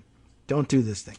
Russia's Ministry of Foreign Affairs, contrary to, I'm going to hit the paywall here, contrary to its remit, is also getting increasingly involved in domestic politics. Interesting. So Russia's Ministry of Foreign Affairs getting involved in domestic politics. It handles the designation of Russian independent media and pesky non-governmental organizations as foreign agents by the Russian Ministry of Justice. The Ministry of Foreign Affairs firebrand spokesperson Maria Zakharova has also commented on domestic matters almost daily, denouncing the opposition and critical media as Western puppets. She's accused Smart Voting of being funded by the U.S. Defense Department, an allegation based on the fact that the Smart Voting iPhone app was uploaded to the Apple Store by Roman Rubanov, the Anti-Corruption Foundation's former director who fled Russia for fear of criminal prosecution. Rubanov, a foreign ministry source, told Kommersant, now works for Momentus, an aerospace startup in California whose executive director, John Rood, is a former U.S. Undersecretary of Defense. Okay, so you see where that's going. Russia's, I guess this is very interesting now. I guess we'll continue on, even though we learned nothing about Maria Butina. The Russian Senate's Sovereignty Commission, like the January 6th commission over here, then demanded Apple and Google explain their alleged interference in the Duma elections. The U.S. ambassador to Russia, John Sullivan, was summoned to the Russian Foreign Ministry, presumably for failing to prevent the U.S. tech giants from hosting smart voting on their platforms, which violates Russia's anti-extremism law. Domestic platforms are far easier for the state to manipulate. Russia's premier search engine, Yandex, stopped directing users to the smart voting website after Russian censorship agency Roskomnadzor added it to the list of blocked websites, alleging it continues the activities and conduct of an extremist organization. Remember, they declared Navalny's group extremists. The state censorship also included a ban of some popular virtual private network services that allowed internet users to circumvent the block. Google Docs was also briefly shut down after Navalny supporters published a list of preferred candidates in a shareable Google file. Dirty tricks like doppelganger candidates on the ballot have long been a part of Russian elections, but the intensity of election shenanigans seems to have reached new heights, as the closest challenger, the Communist Party, and its candidates have been a target of multiple disinformation campaigns. State media outlets ran news items about the party's supposed endorsement by a serial rapist. A bizarre performance was staged in front of the Duma in Moscow, supposedly in support of the Communist Party, featuring two women in underwear on leashes. Very communist. An attempt to associate the party with loose morals. Happens a lot. Another stunt covered in the tabloid Express Gazeta featured a group of topless women with placards in support of Nina Ostanina. Nina Ostanina? Nina Ostanina, really. A veteran lawmaker and one of the Communist Party's top cadres. The article portrayed Ostanina, a 65-year-old veteran of Russia's left-wing politics, as a radical feminist, anathema to conservative voters. Other parties with candidates supported by smart voting have not been spared. The Liberal Democratic Party of Russia, a far-right populist party. I'm confused by that. But it says liberal right in the name. I knew it. Nazis are leftists. Was the target of a homophobic smear campaign in loyalist media. So, at least they're all having fun. Other ways Russian elections are usually manipulated, such as busing supporters to the polls, has taken on a new twist. Earlier this week, authorities in the unrecognized breakaway Donetsk People's Republic in eastern Ukraine announced they would be sending almost 900 busloads and rail routes of newly minted Russian citizens across the border to Russia to vote in the elections. Wow. An invasion of newly minted citizens. By the way, that's Putin's party doing it. And Trump supporters love Putin's party and everything Putin does. But I guess their heads will explode when they realize that they are shipping in illegal immigrants to do the voting, which is, I guess, why they think that's happening here. Okay, only a few minutes left here. Let's see if we can squeeze in the rest of this. The Duma elections are also taking place following the most brutal crackdown on Russian civil society in recent years. Dozens of independent media outlets, individual reporters, and civil society organizations, including the highly respected independent pollster Levada Center and the election monitoring group Golos, have been declared foreign agents by the government, severely hampering their work. Prominent opposition activists have been put under house arrest and faced other legal restrictions on spurious grounds like violating COVID-19 restrictions after tweeting about protests. Facing persecution, others were forced to flee Russia. So, by the way, that's interesting too. The Putin guys that you love so much, MAGA, are the ones enforcing the COVID restrictions. Anyway, it's tempting to dismiss the election as fake and the new Duma as wholly illegitimate, but despite the relentless slide into despotism, Russia is still formally a democracy. Both Putin and his loyal Duma derive their authority from elections and will be bound by at least a semblance of democratic norms. No, they won't, even if they disdain most of them. And it's true that most of Russia's recent repressive laws were steamrollered through a compliant Duma. The law against foreign agents, for instance, passed with only one dissenting vote. But even a sham democracy leaves room for wild cards like Navalny's smart vote, which can subtly shift power dynamics and turn United Russia's likely win into a Pyrrhic victory. The unexpected swell of support for the Communist Party from first-time voters, and with some help from the Smart Vote campaign, may reinvigorate the party, wonderful, and inspire it to mount a more forceful challenge to United Russia. It's often a depressing and revolting sight, but Russian politics is still worth following. So says Alexei Kovalev, the investigative editor at Meduza, who wrote this piece and who you can follow on Twitter. So yeah, that is very interesting. Like I said, didn't tell us much about Maria Butina, but she's probably the less interesting angle on the story. I'll see if we can find something that's reportable on that one. That's really rather remarkable. Gosh. Okay. I think that wraps things up for today. We'll see what we can put together for tomorrow, or still minus Joan, I think, as she's still on vacation, but we'll fill it with some good stuff. What's up next? Well, I can't tell you for sure exactly, because Justice Putnam not really feeling up to doing a show today. Thought he was gonna last night, feeling better. Hope that he's feeling better in time to do a show, well, as soon as possible. But get your rest, Justice. Drink the chicken soup, so it's not going to get there until Wednesday, sorry to say. We're all pulling for you, and for your mom, best of luck to you. And whenever you're better and feeling up to it, can't wait till we have you back on the air with us. From netrootsradio.com, you have been listening to Kagro in the Morning with David Waldman. All right, kind of a wild twist to today's show. Anyway, if you're still listening up in Canada and you haven't voted, I don't know what the hell's wrong with you, but you should get on to it. I don't know. You have all day. Stay in line. I don't know. Are the rules the same? Anyway, good luck to everybody here. Thanks to a couple of you who reminded me about that. Always like to keep tabs on you guys. See you tomorrow.